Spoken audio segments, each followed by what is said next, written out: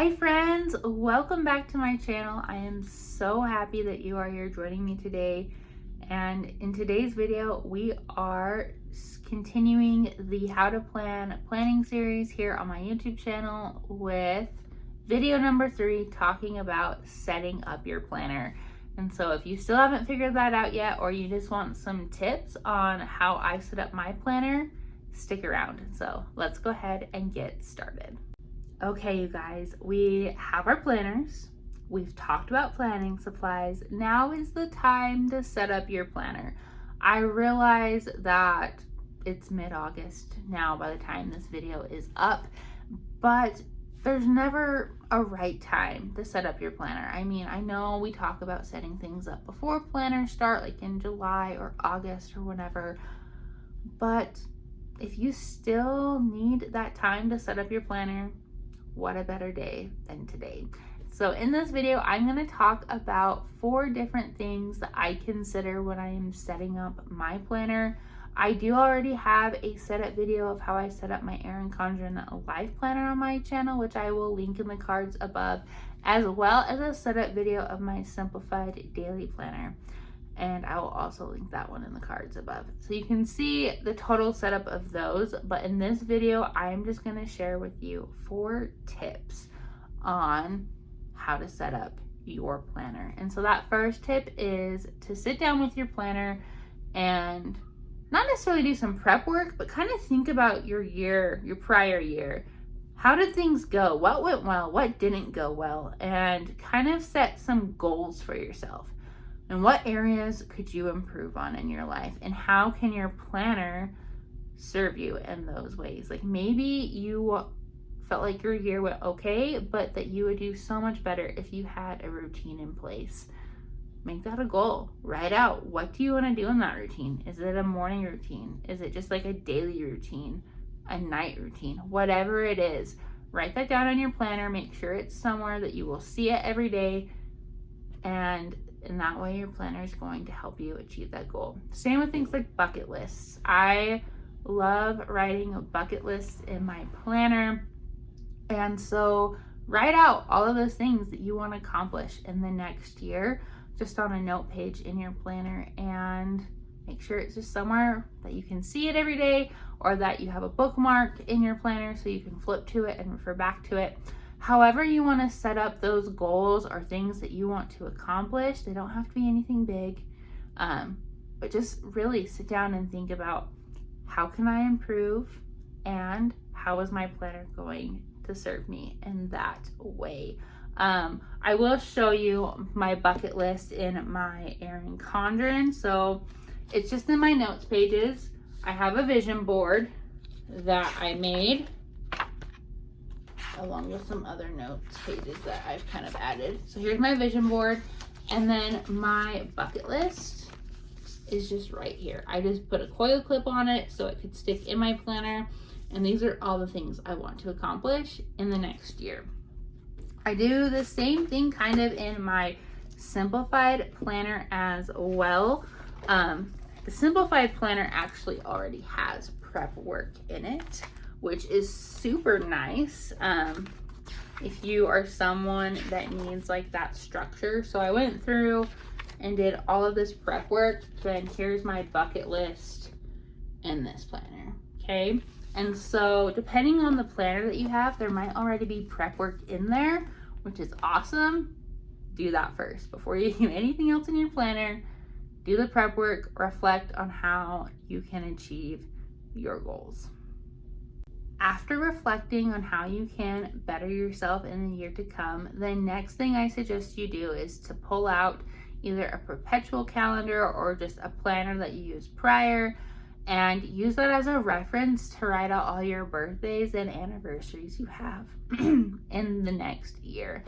I love doing this. One thing that I've been trying to be better at is to make those connections with my family and friends by sending out birthday cards or presents depending on who it is in my life. And so I will write all my birthdays out in my planner, and then I always look at that before that month comes. And so the last week of July, I look and see if I have any birthdays in August, and then I make plans to send out all those gifts or cards the first week of August. So those people with birthdays in August know that I'm thinking about them and can receive their card or their gift within a decent amount of time, especially if I have to mail things.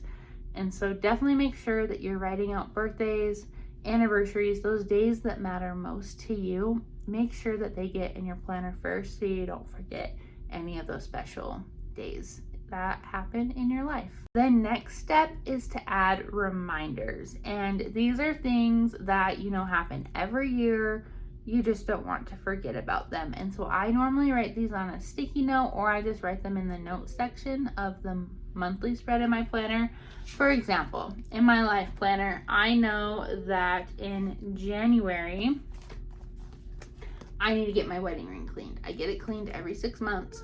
And so I make a note, get your ring cleaned. And so that is there to remind me. So when I'm setting up my January spread, I can make plans to get my ring cleaned. Same thing within February. Sign your new contract. With teaching, our contracts get sent to us digitally, but we don't get notified about it. We have to go into our employee portal and sign it there, but we don't get an email or anything. And so we just have to remember that in February, you need to sign this document. And so I've made a note to myself to make sure that I sign this at the beginning of February every year so I don't forget, because that could be a mess. But it's just things like that. So you can make notes of like things that you need to get done, documents that you need to send every year. Car registration, I know, is a big one that I also have in my planner of when I need to go get my car registered. Obviously, we get that little card in the mail, at least we do in Utah. I don't know about anywhere else. Saying, hey, you need to go get your car registered and checked. But I still like to just have it written in my planner, just for whatever reason, it doesn't get sent out to me. And so write out those reminders just so you don't forget about them. Write them out now, so when that month comes, you already know what. Lastly, when it comes to setting up your planner, the biggest thing you can do is just make time and start. Carve out some time in your day where you can just sit down with your planner, get out your planning supplies, and really just put in that work to get it set up in the best way to serve you in your season of life. It might take you more than one planning session depending on your schedule and what your life looks like, but really just make that time for yourself. I love those times where I can just sit down with my planner, reflect on my life, and get things done. This would also be a great time once you have reflected on your goals, written down anniversaries and birthdays and reminders, to set up your note pages. What do you want those to look like? It's okay if you just want to use them for what they're meant for, which is to just jot down notes. But I know a lot of people in the planning community like to use them for other things, such as like trackers. There's weight loss trackers, meal trackers, things like that. Or if you want to use them as like guides in your life. Like, for example, I know I show all of this in my setup video, but I just want to show you guys here as well. But I have a page for my routines. They're on sticky notes because those change. I do have a weight loss tracker in here, as well as like a cleaning schedule. Okay, and these aren't really that fancy. Books to read, movies to watch, a gift guide to give ideas of what I should gift people in my life, like my husband, my daughter. And then I have a section for myself because I hate it when people ask me, what do you want for your birthday? Or what do you want for Christmas? And I don't know the answer. And then I have go-to meals right here. And so just pick some note pages that best serve you. What do you need a reminder in your life? Or what do you need to track in your life? Really, it's all up to you. What's the most important thing is that you make the time and actually do it so you're excited and will use your planner. Okay, you guys, that is it for this video. I hope these setting up your planner tips really helped you kind of get some ideas if you were feeling stuck in how to set up your planner. Make sure that you like this video and comment below what is your favorite part of setting up your planner, or what is that one thing you always do when you set up your planner. And make sure that you hit that subscribe button so you are subscribed to my channel and don't miss any more of this how to plan planning series and any of my other planning content. And until next time, guys, I will see you all later.